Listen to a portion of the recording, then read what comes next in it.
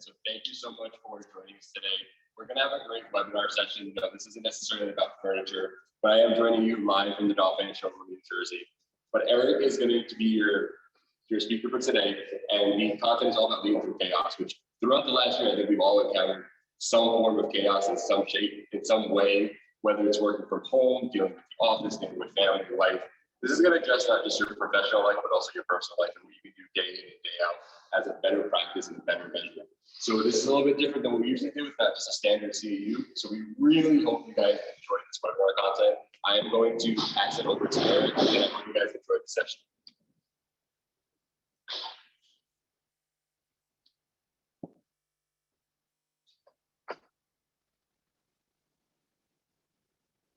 Can you hear me?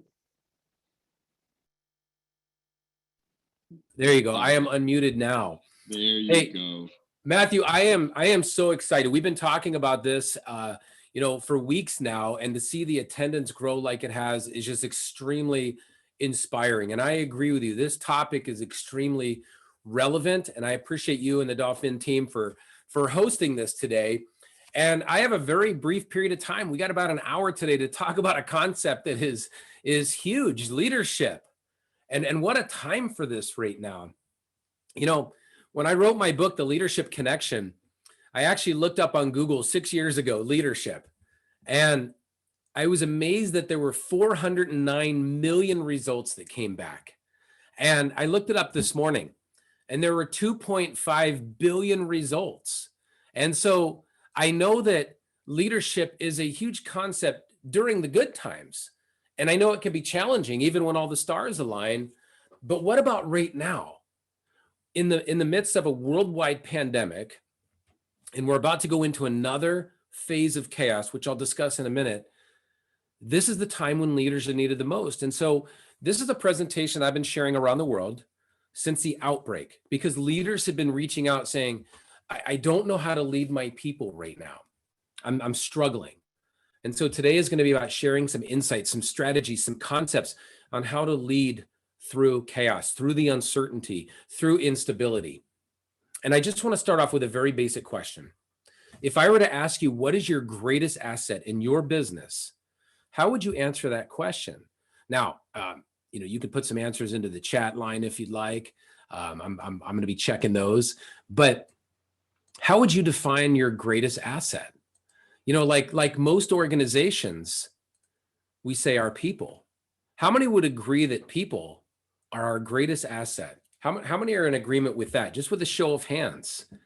Oh, look at that. Yeah, a lot of hands going up. All right. So people are our greatest asset.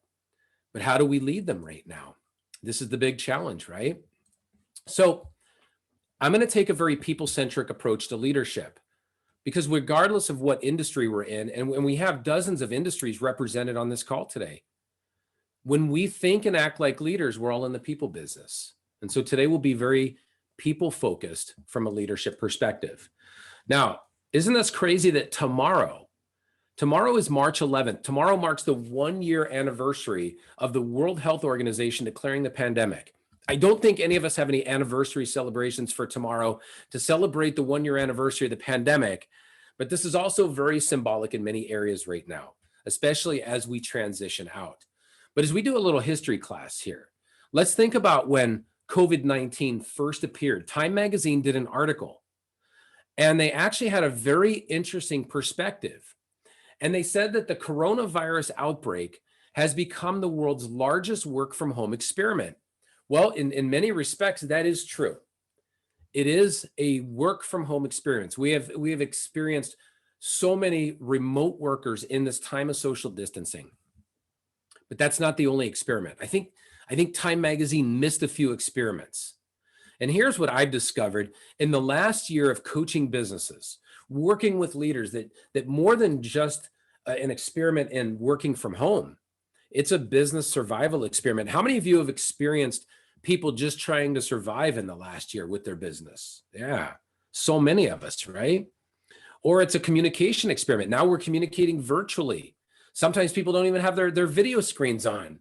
So it's sending all kinds of crazy messages. But this is also an experiment in team building. If people are our greatest asset, then think about this. When they're gathered together, they form a team. And we've been told to stay apart. This is also an experiment on culture, how it feels in our workplace environment. The feeling has shifted because people have been separated.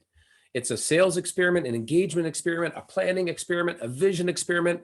The list goes on and on. But the greatest experiment hasn't even been discussed yet. I like to say it's a leadership experiment. This is truly the experiment that we need to focus on. And we have two choices. Anytime we're experimenting, there's always two choices. We're either going to pass the experiment or we're going to fail the experiment. Just with a show of hands, how many are with me on passing this leadership experiment, especially as we go into the rest of 2021? Yeah, look at all those hands up. I love it. Because if leadership is the people side of the business, then our people are counting on us right now to lead them, not to manage them. We don't want to manage our way through chaos. We want to lead our way. We want to manage stuff, right? We want to manage projects. We want to manage budgets. We want to manage inventory, but we want to lead people, guide them, coach them, mentor them, inspire them, motivate them. They need us now more than ever. But we have those two options. We can either pass or we can fail. And today is all about passing. Today is all about applying leadership concepts, little leadership seeds into your business to help flourish, to help not just survive anymore, but thrive. And I really want to put leadership into perspective right now. I'm a firm believer that there are two types of leadership blades. There's the leadership butter knife. This is a person that has a leadership position but doesn't understand their purpose. And that's a lot of people in leadership. They've been promoted to the position of leadership, but have never been taught the purpose. And so when really trying times, chaos or uncertainty come, they're virtually ineffective. They can only spread things around. But we don't want to be butter knives, do we? There's something greater out there. Well, of course. There's another type of blade. But let's put it into perspective. How many of you, just with a show of hands, own butter knives? Does anybody have a butter knife at home? Okay. All right. So we got a lot of owners of butter knives, and we typically store them in a utility drawer. And if we ever lose a butter knife, we don't lose any sleep over it. We easily replace them. Now, a leadership butter knife doesn't mean it's a bad person. It just means they're not prepared. They're not prepared for the work that needs to be done as a leader with their greatest asset, their people. And that's why we have to look at another type of leadership blade, the leadership katana sword.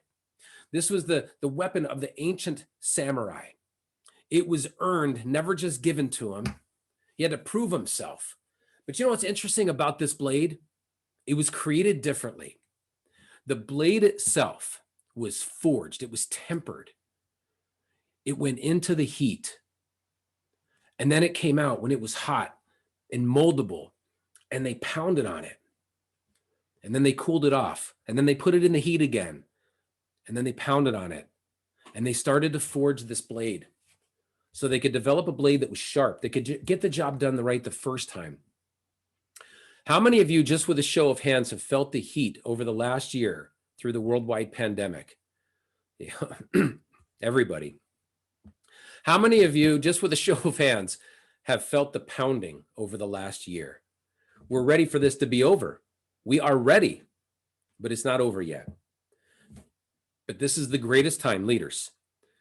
When the fire is hot, this is the greatest time to forge our leadership blades. It's easy to be the leader when everything is running smooth during the good times. But that's not why we have leaders. We have leaders for times like this, times of uncertainty. And we are about to go into the next phase. And the fire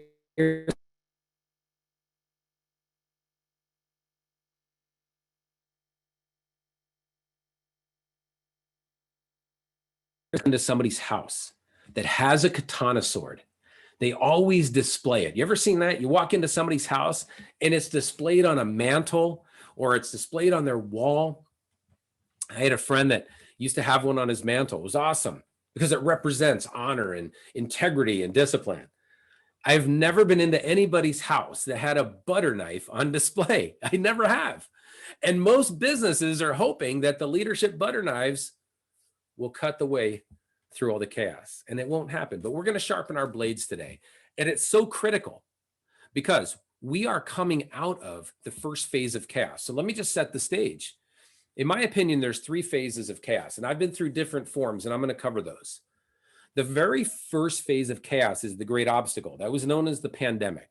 And even during this obstacle, we've experienced other challenges, right? So in the States here, we had civil unrest. We had an election year unlike anything we've ever seen before. So this obstacle came in many flavors. But that's not the biggest challenge. The biggest challenge coming is the great transition, when we transition out of the obstacle. And the transition phase is when most people fall apart. So we had this huge obstacle, but now we have a transition before we get to the great new era of business. Most people think they're just going to jump from the obstacle to the great new era, but we have to get through the transition phase. And during this phase, many people leave their companies. Many people fall apart. And I'm going to explain some of this. I was in the military. So many times in the military, people fall apart during the transition. So you could send a very highly trained, disciplined person into a hostile environment. You could send them on deployment. And when they come back, the transition phase is harder. Now, I was my wife's caregiver. I'll explain that in a minute.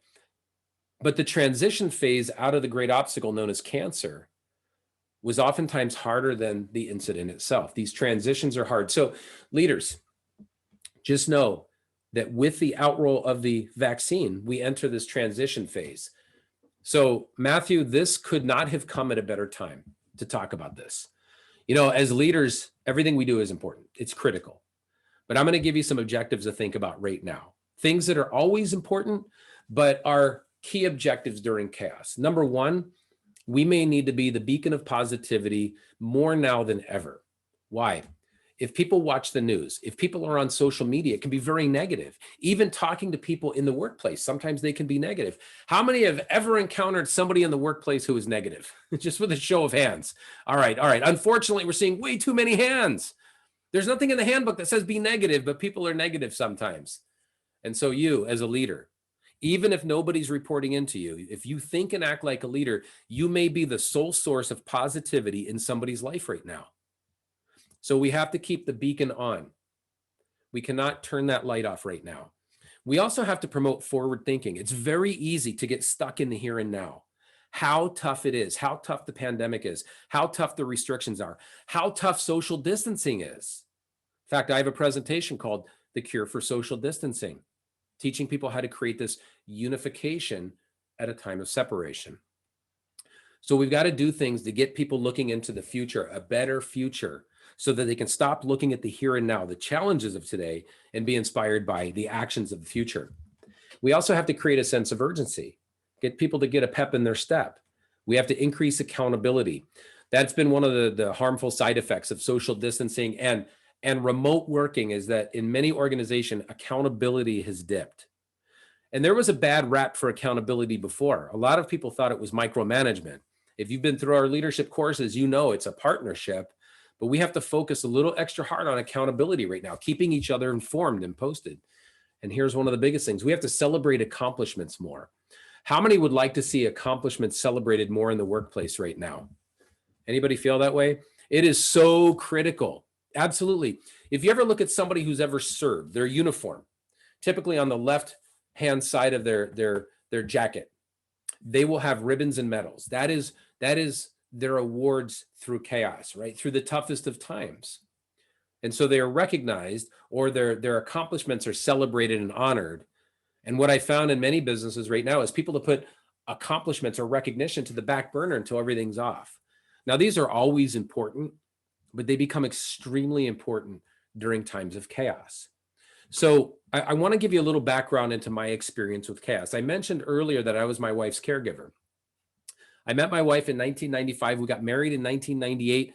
10 months later, she was diagnosed with stage 3 non-Hodgkin's lymphoma, and it was a tough fight. 7 cycles of chemotherapy, a month of radiation, and a stem cell transplant that took place right there at the City of Hope.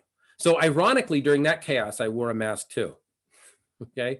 I'm always anxious to not have to wear masks.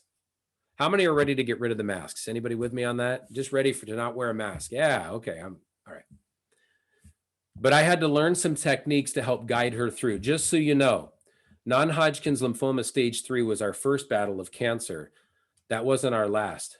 After this picture was taken, about a couple years later, she was diagnosed with basal cell cancer. In 2010, she was diagnosed with breast cancer as a result of the radiation she received from the first treatment.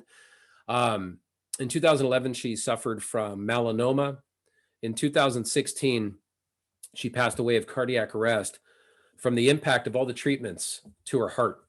She passed away while I was doing CPR, and they actually were able to bring her back with the third hit with the defibrillator. So I have had health challenges and led my family through chaos. So I understand how hard health challenges can be. But I've also experienced challenges or chaos in the military. When I served in the Marine Corps, I was in during the first Gulf War. So when Operation Desert Storm broke out in August of 1990, I was there when there was an elevated intensity. If the Marines weren't already intense enough, it became super elevated during that level of chaos. I also ran a media company in Southern California through the Great Recession. So I've experienced chaos on the home front. I've experienced it in the military. I've experienced in business. And I'm going to tell you right now, there is an absolute different way that the military and the business sector handle chaos, hands down. Now, I'm not going to tell you to form a battalion. I'm not going to tell you to fall out for PT and run 6 miles, go through the gas chamber and run the obstacle course. That's not what I'm going to tell you. What I'm going to share with you is that I've borrowed some concepts from my time in the Marines and applied them on the home front, applied them in the Marine Corps, obviously, and applied them in business. And there's some things that are done differently. For starters, when we enter the military, we are expected to go into chaos. We are trained, we are developed, and we are prepared to go into chaos. They make our days chaotic, so we learn how to deal with chaos. But when I got out of the military in 1991, that was not the approach in the business sector, I found out. The business sector prepares their people to avoid chaos. There is no avoiding COVID-19, and there will be no avoiding the transition. We're all in this at the same time. But I feel like the business sector has not prepared their people for chaos. And this is what I want to share with you. We can lead our way through it. Now, you're not going to create a military environment, and I wouldn't recommend that. But there's some things that I learned that you can apply. So I went through boot camp. You don't have to. Now, if you're on this call and you say, I got to go through boot camp, I have some connections and they can get you set up. But if you just want to learn from it, I'll share something with you. When we started there, our leaders immediately created chaos. They put us in the fog of war. They disoriented us. So we would learn how to operate through uncertainty, through challenges, through obstacles, through chaos. And we faced the obstacle course. We went through the gas chamber. We were on the rifle range. It was a nonstop environment. Now, leaders, I want to share something with you. There is a purpose for obstacles, and there is a purpose for this whole COVID-19 experience, if we choose to use it this way. Here's what I discovered about obstacles. Every obstacle I went over, I became better. Every obstacle I navigated, I became greater. We can't run away from them. We have to go into the fire. So right now, this is our greatest opportunity to be the leaders we need, to be the leaders our teams need. At some point, COVID-19 and the transition will go away, and I'm going to party with you. I promise I will have a beer with you to celebrate COVID-19 going away. But while it's here, we have the opportunity to become greater leaders. And so what I'm going to recommend is leadership development. Start to focus on it more internally. Develop every single person to think and act as a leader, even if nobody's reporting into them. The problem in most businesses is that we only spend about 1% of our training time dedicated to leadership. So we need to do more than just that 1% of leadership development. We need to consistently plant leadership seeds. We need to talk leadership. We need to define it. We need to talk about traits. We need to do what leaders would do during challenging times. Now, I'm going to give you something.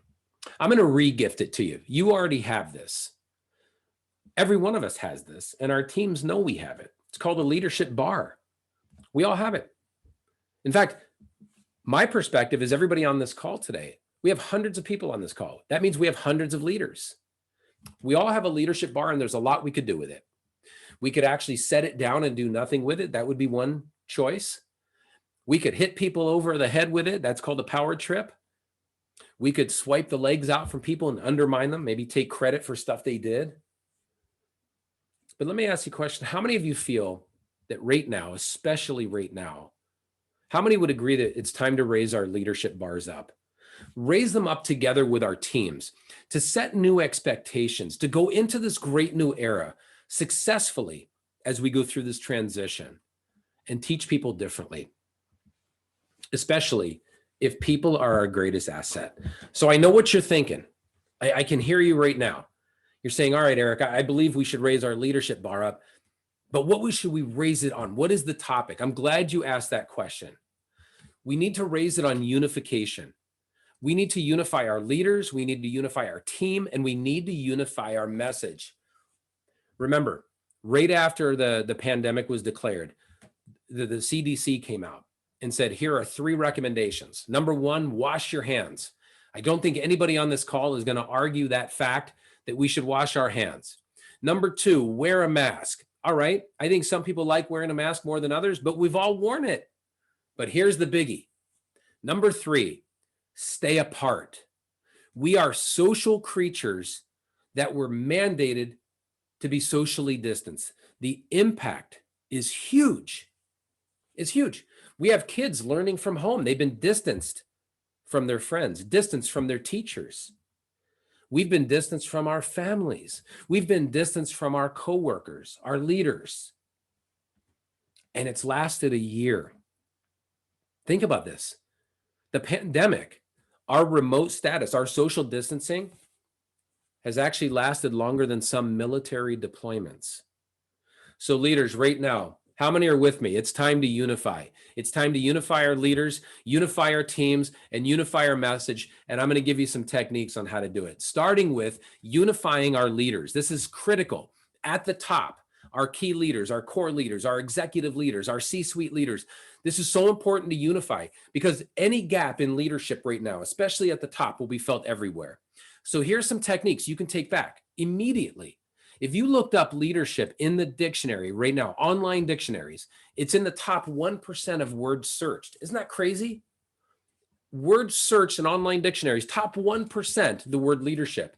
It's actually got a pretty not so glamorous definition. It says holding the office or position of leaders, right? Okay. So I guess the better definition that we have to come up with is, what does it mean to be a leader here in your company? This is a great definition. Imagine promoting somebody and not telling them the definition. This definition can unify people. So even in the first few pages of my book, I have a definition of what it means to be a ThinkGreat leader so everybody on my team can be unified. Because I believe, and this is just me, I believe that a leader is a person who clearly outlines a specified destination. Remember, we're going there. It's going to be awesome. And guides people by course correcting, which means it's all about progress, not perfection. Course correcting and adhering to the greater purpose, not the position of leadership, the purpose behind the goals necessary for success. Now, you can screenshot that, write it down, use it as your own, or create your own. It's a great leadership activity. So first and foremost, to unify your leaders, create a definition of leadership. Another thing that we can do is establish leadership traits. What's expected? When I was in the Marine Corps, there were 14 of them, 14 leadership traits they taught us at 18 years old. The acronym was JJ Did Tie Buckle: justice, judgment, dependability, initiative, decisiveness, tact, integrity, enthusiasm, bearing, unselfishness, courage, knowledge, loyalty, endurance. The only reason I know them is we said them all the time. It was things to live up to. So I just want you to think for a second, and maybe you can throw it in the chat line and we can discuss it in the Q&A too. But what is your top leadership trait? What leadership trait means the most to you? In other words, if a trait is a distinguishing feature or a characteristic or a quality, what trait means the most to you? Anybody have any thoughts on that? These are powerful. You know, we often hear things like integrity, or we hear support. Oh, look at this. Empathy, ethics, transparency. Look at you guys on it. I love it. Very, very good. Honesty. Honesty. I love that. Talk about the need for honesty in today's world, right? We need some honesty. We need some integrity. We need some truth.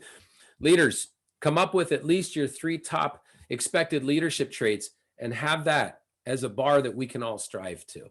So we've got to define leadership. We have to have expected leadership traits. And here's another thing we can do to unify our leaders, and that is focus on our identity, not just what we do, but who we are, our mission statement, our vision statement, our core values.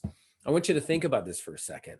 How many would agree that our identity as an organization is important, that our reputation, who we are, is that critical in business? Here's the crazy thing. Everybody says it's important. Identity is a 10 out of 10. And then I ask leaders, do you have a mission statement? They say, yes. I say, can you tell it to me?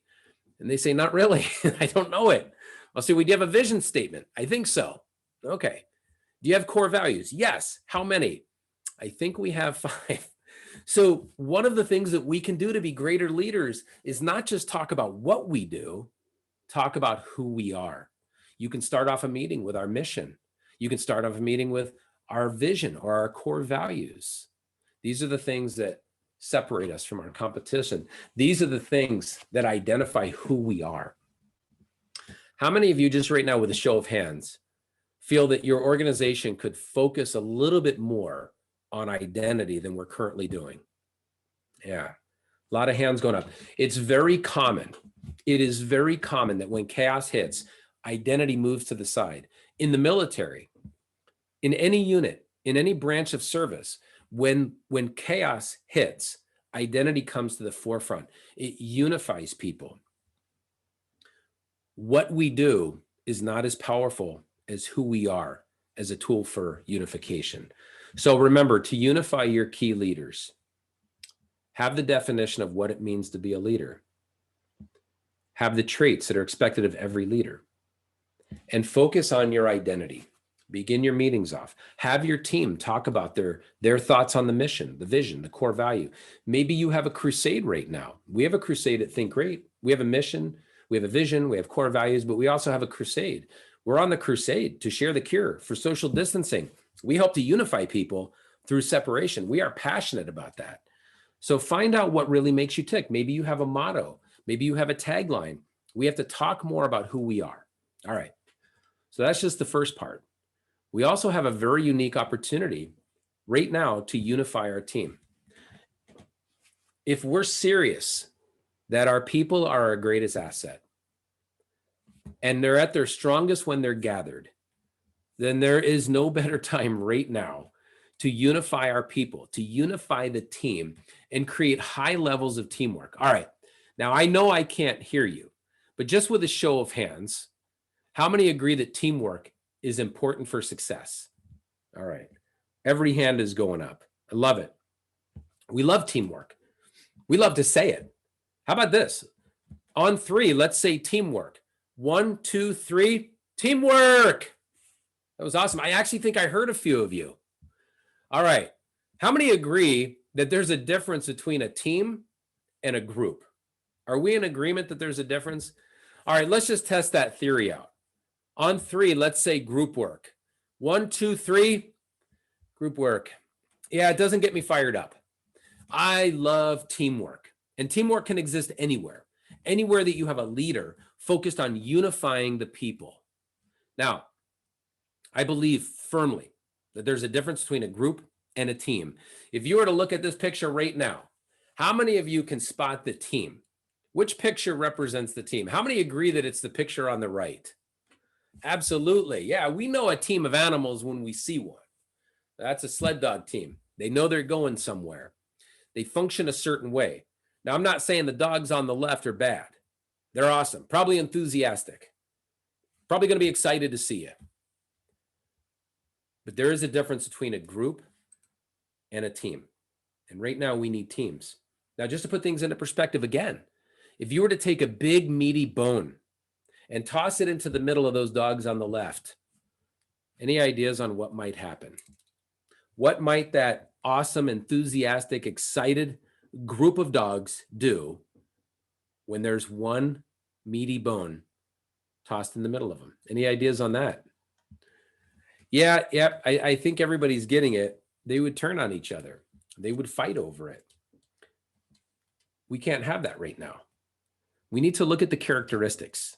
It's very important for all of us to be able to identify, are our people operating as a group or a team? So let's look at some of the characteristics of both. For starters, when we look at people operating with a group mindset, they tend to act as individuals. It doesn't mean they're bad people. You don't have to fire them. It just means that they're very self-centered. They focus on their personal objectives only. They're not worried about the person to their right or the person to their left. And they perform very much in the moment. I'm going to guarantee most of the negative discussions, most of the gossip, most of the complaining and whining probably come from group members. You rarely hear that from true team members. But how do we get to the team side? Well, we got to analyze the characteristics of a team. A team acts as a cohesive unit. They look out for each other. They focus on common objectives. Leaders, this is so important that we set goals that allow our teams to work on things together. And we perform for the future, which means we are constantly going there. We are heading in that direction. We are working on that goal. You know what I love about goals? Goals are in the future. We set them now, we accomplish them later. It gives us something to look for. So we got to really make sure that we are focused on performing as a team. Sometimes a team can perform as a group. It happens.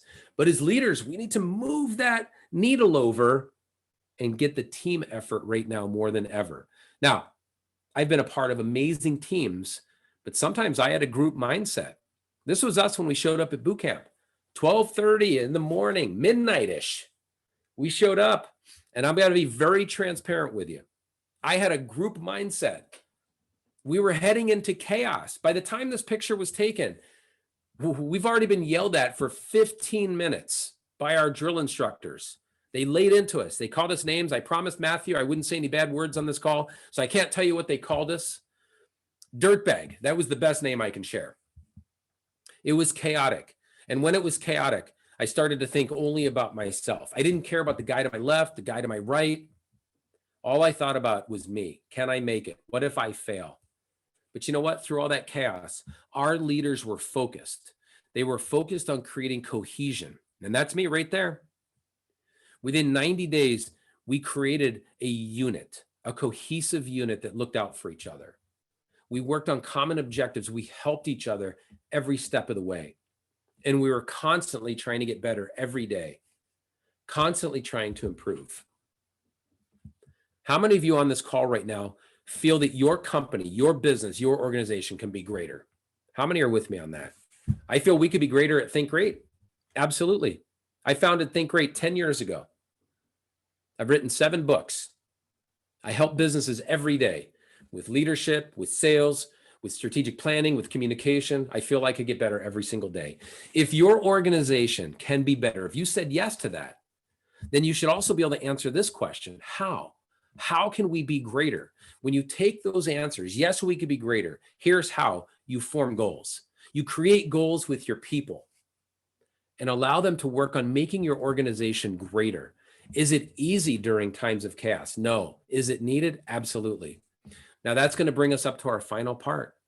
We've unified our leaders. We've begun unifying our team, our people, and now we need to unify our message. This is so important. How many agree that even one word can make an impact? That one word sends a message.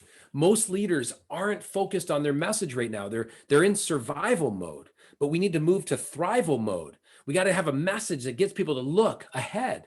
Now, we've talked about leadership for about 40 minutes now. And if I were to ask you a question, who do you consider a great leader? Who would you say? You could throw it in the chat line if you'd like, but who comes to mind when I mention great leaders? Anybody have any thoughts on that? World leaders, famous leaders. All right, I'm going to share some pictures with you. Here are some things your peers have said over the years. When I say who's a great leader, we have comments like Gandhi, John F. Kennedy, Martin Luther King Jr., Mother Teresa, Abraham Lincoln, Margaret Thatcher, Nelson Mandela. Now, I'm going to give you some ideas on why they're great. But we can also do these things. Now, maybe they had a global impact, but we could all make an impact in our business right now. In fact, we should all make an impact in our businesses right now. Does anybody know? I'll just ask this one really quick. Does anybody know what Gandhi's job was? He was a very highly educated person. He went to college and he actually had a job. Does anybody know what Gandhi did?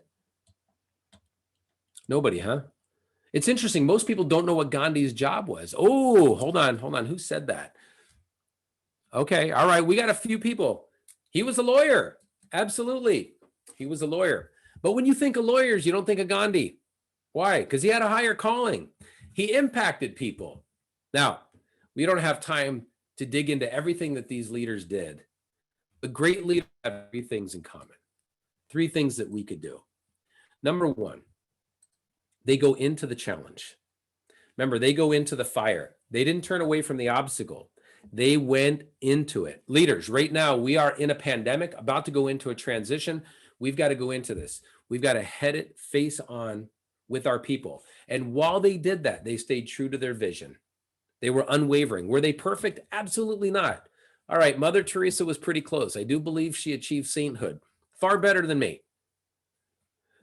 But they went into the fire, they went into the heat and stayed true to their vision of who they are. We can all do that. But they did something else that is actually so inspiring. They fostered a lifestyle of leadership. All right. People wanted to follow them. Let me ask you a quick question. How many of you have ever worked, just with a show of hands, how many of you have ever worked with somebody who cannot show up to work on time? How many have ever worked with that person? Okay. All right. Almost everybody. All right. How many of you have ever worked with somebody who just can't follow the system? Right? It's these 5 steps, but they take 4. All right. All right. A lot of you. All right. How many of you have ever worked with somebody who just can't speak nice to their coworkers? They just lack tact. All right. All right. A lot of people there too. And think about this. They're on payroll. Does anybody know how much money Gandhi and Martin Luther King spent on payroll? How much money did they pay people to follow them? Any answers? Any thoughts on that? Go ahead and light that chat line up. What do you think? That's correct. 0, none, zip, zilch. You see, we have people that are on payroll that can't show up on time. People followed those great leaders sometimes into very life-threatening situations for free. Why? They shared a vision of a better future. How many of you agree with me that there is a better future coming than the one that we currently live in right now? That is absolutely correct. And we need to share that. How many also would agree with me that communication is critical right now? All right. It absolutely is. So I want to share a quick story, a little Marine Corps story about a guy named Chesty Puller. This is our guy in the Marine Corps. He's a Marine's Marine. He's our hero. He's the most decorated Marine in Marine Corps history. And there was a point in the 1950s when him and his men were in Korea and it was cold. It was freezing, below 0 temperatures. They were running out of food, running out of ammunition, and the enemy was closing in. And there was a lot of things that he could have said, but he decided to raise the bar. And he began with crystal clear communication. And he said this: Marines, they're in front of us, behind us, and we're flanked on both sides by an enemy that outnumbers us 29-1. That is crystal clear. There's no misunderstandings, no misinterpretations. Those are not good odds. But he didn't end it there. He added 7 words. Right after he said, we're outnumbered 29-1, he said, Marines, they can't get away from us now. In that moment, he transformed his communication from crystal clear to dynamic. He empowered them at a time when they needed it the most. There were so many things he could have said. He could have said, this is above my pay grade. It's not my job. He could have said, this sucks. It did suck. But he chose 7 words to empower his people. Legend has it, he said, fight with me so I can get you home. How powerful is that?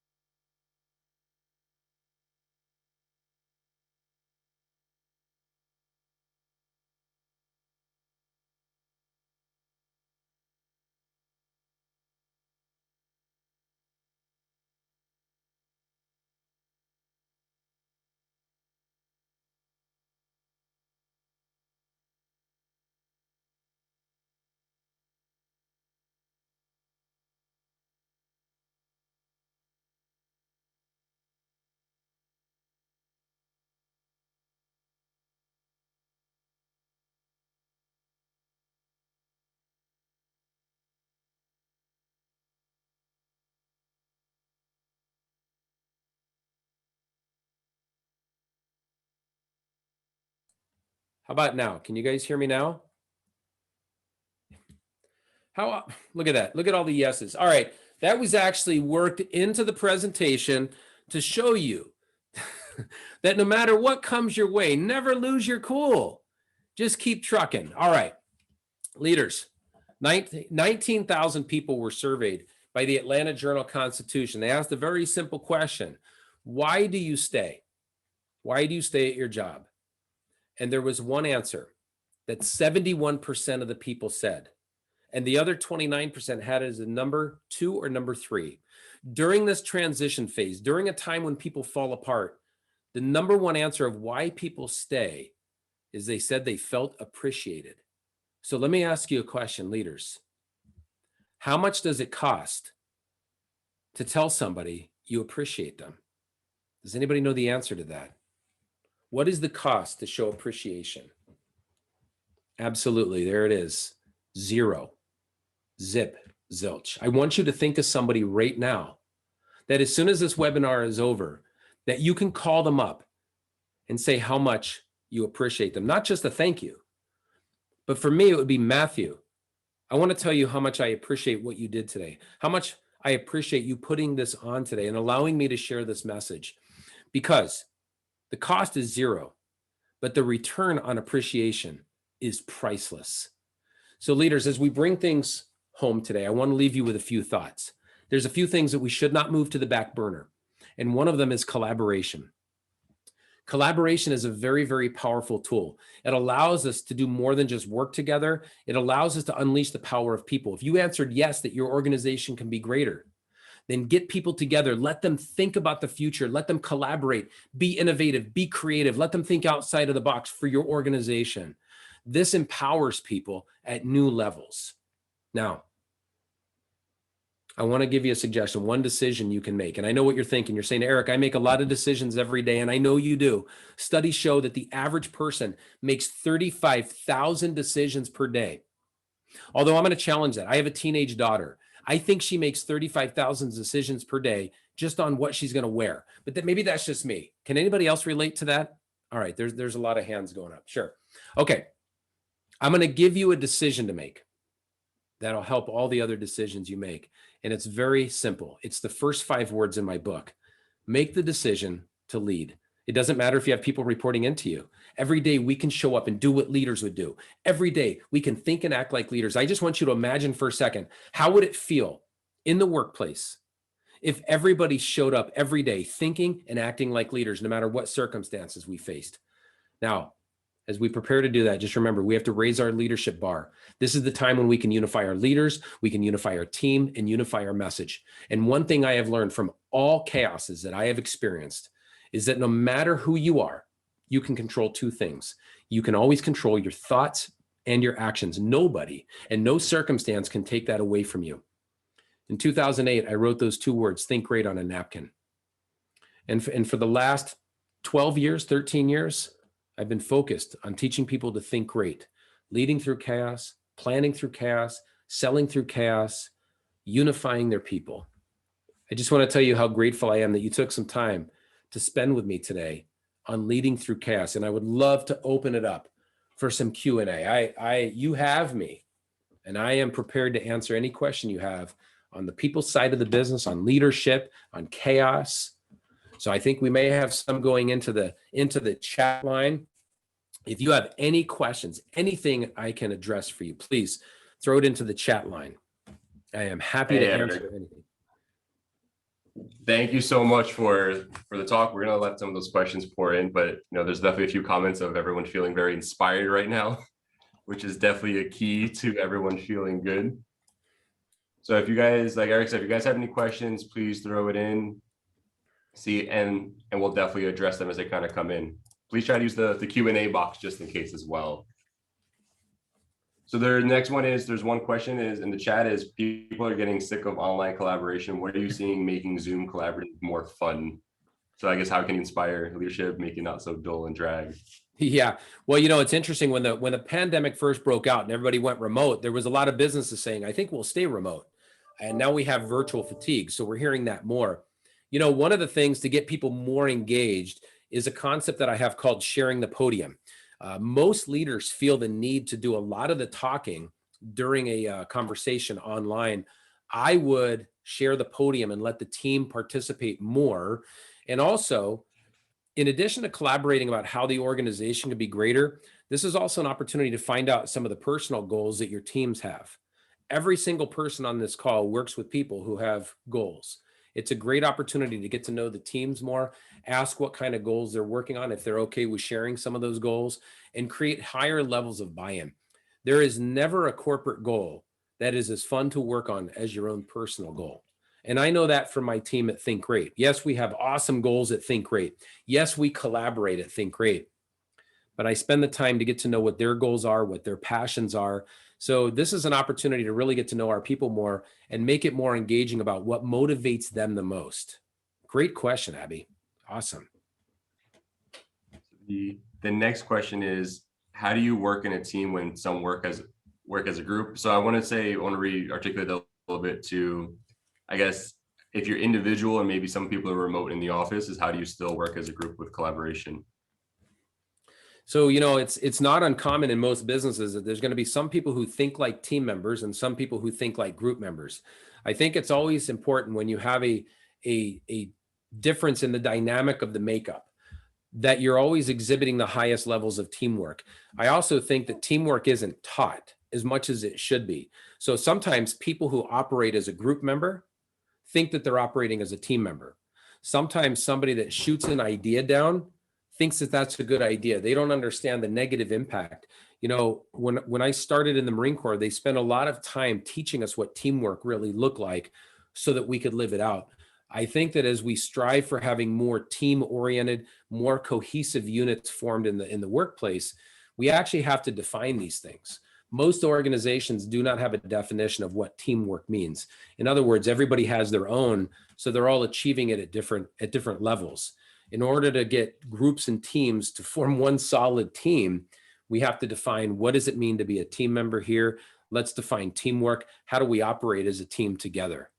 But yeah, it can be very frustrating when there's team members and group members. Those worlds will collide.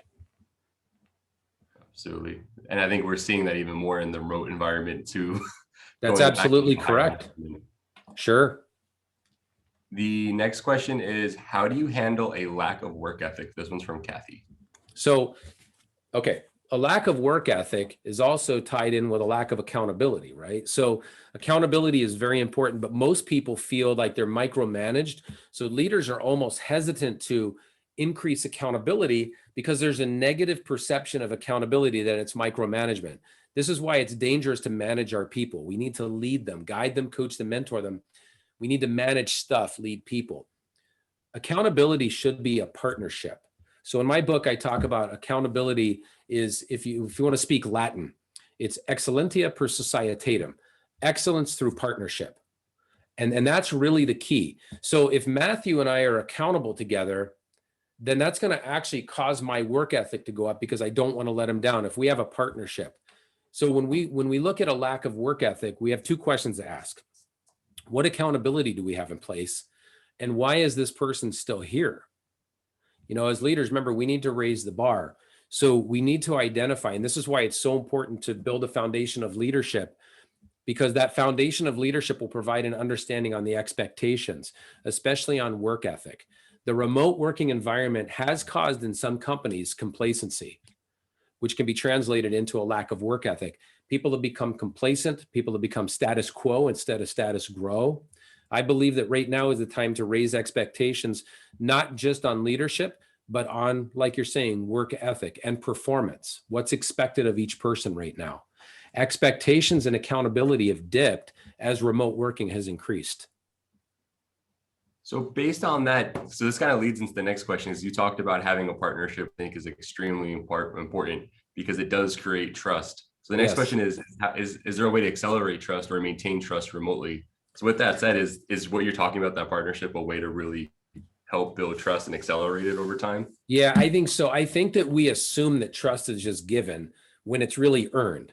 And so every day, it's like having a piggy bank of trust. Every day we're doing things that allow us to put a little change in the piggy bank and build up this trust fund, if you will.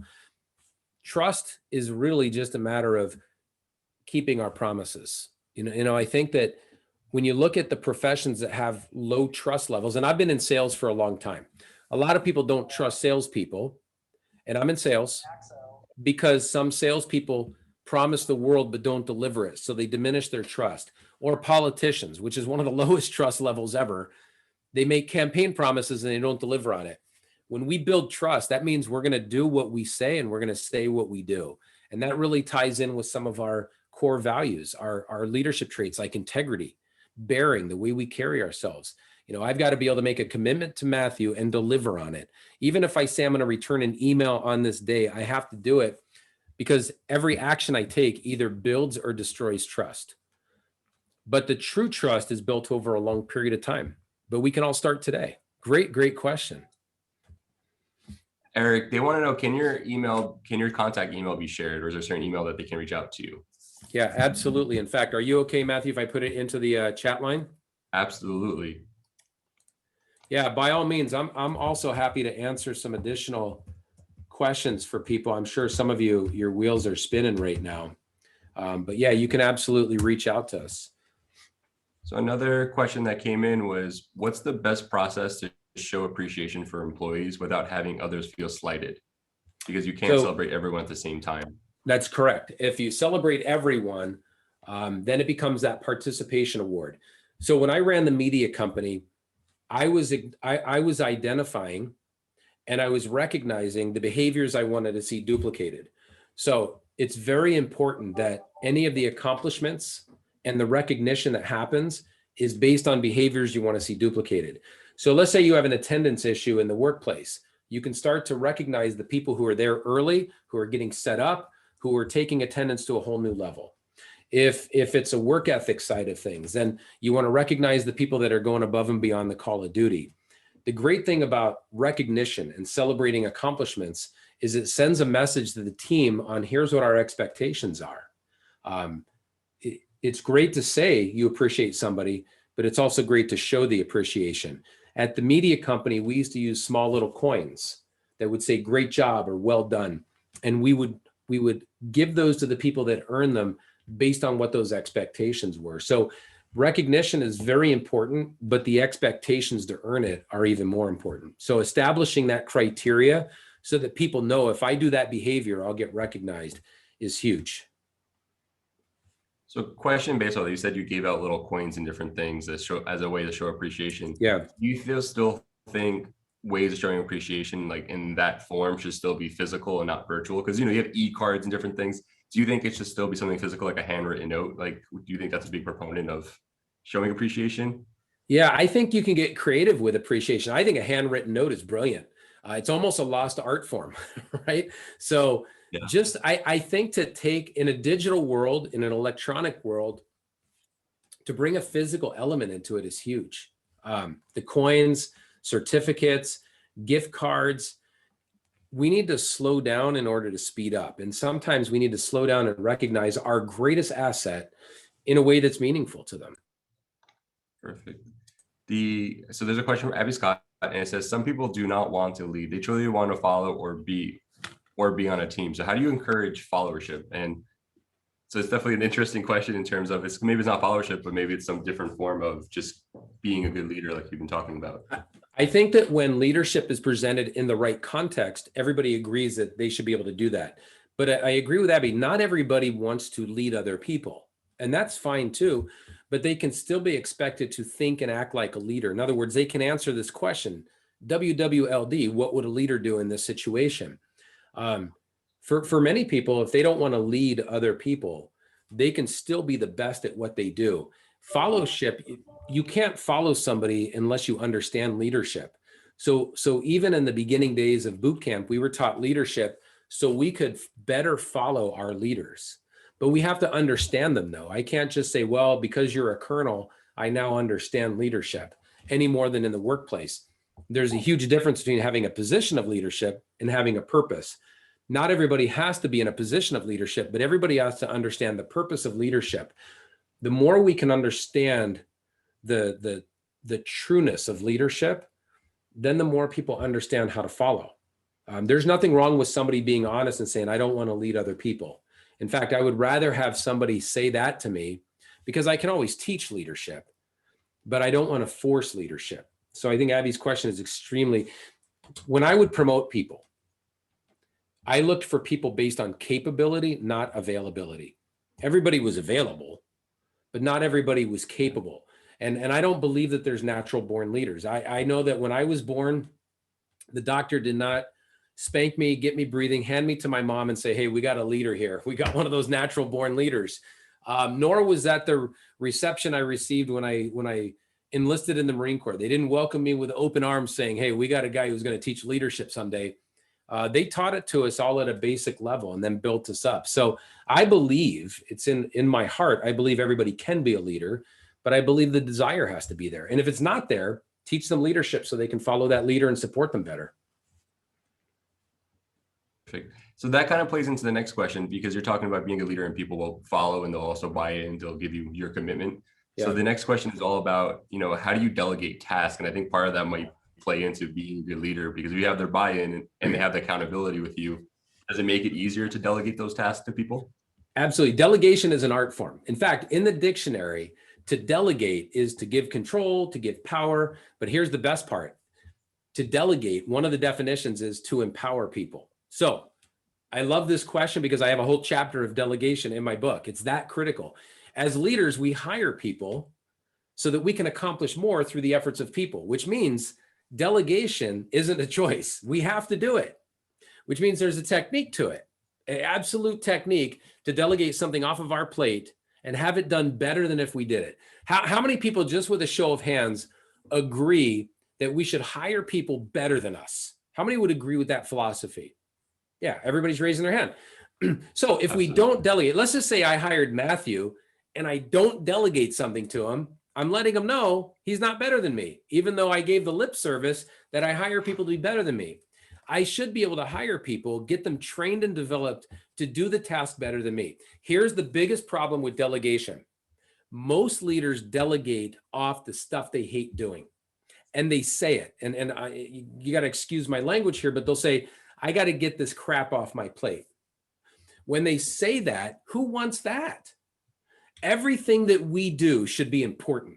There shouldn't be anything like that in our company.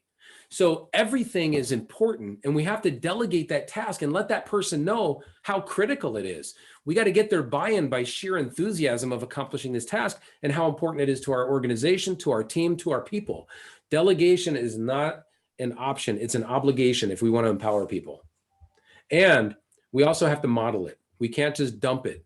We have to transition it to them and supervise. We have to orchestrate, ODS, orchestrate, delegate, supervise. Yeah, absolutely. I do a lot of leadership training courses on delegation. Great question. I really like ODS. I'm definitely gonna remember that one. ODS, because we're involved.